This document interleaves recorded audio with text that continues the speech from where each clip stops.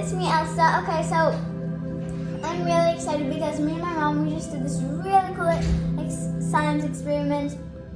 My mom works at Boeing and she got this. So there's 3 different types. We did a air-powered spinning machine, and this is what it turned out to be like. We did this because so that way we could basically understand like how the rockets, how they would move to different places. So say that a balloon, so the wind inside the balloon, it would go this way.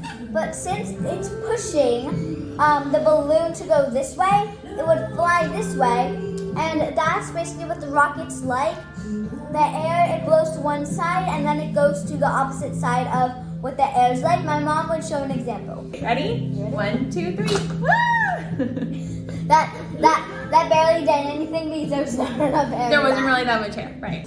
When you download the directions for whatever science experiment you're doing, it actually shows you the concept behind what you're trying to create and why. And you even get to watch a really cool video. And this time around, the video was Mommy's friend Tony, and all about like his favorite space memory. Do you remember what he said it was? So when they were driving back from Miami,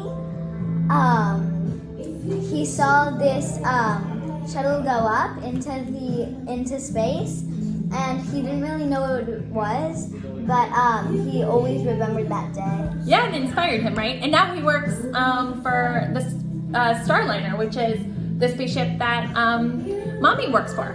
So Elsa, why don't you describe why we picked the cup, right? We picked the cup because we needed something. Yeah, we needed a something. base. Yeah, we needed something to like poke this straw and Poke the stick. Yeah. Yeah. So there's a through, stick. so that That's way right. we could have a base for this to stand up, and like because if it was just a straw and the stick, it wouldn't be able to stand up. So we needed a base, which a cup, it can stand up just like that. Right, so we've got a stick under here that gives support, but then we needed the straw so that the ball wouldn't fall to the bottom of the cup because this is too thin for the holes in the ball. And then, Elsa, why did we put straws on the side? We put straws on the side so that way when the wind hits the straws, it would force the ball to move around and around.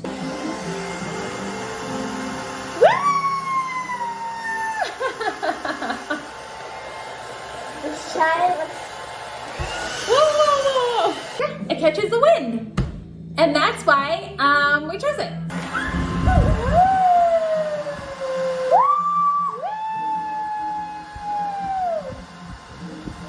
We did it!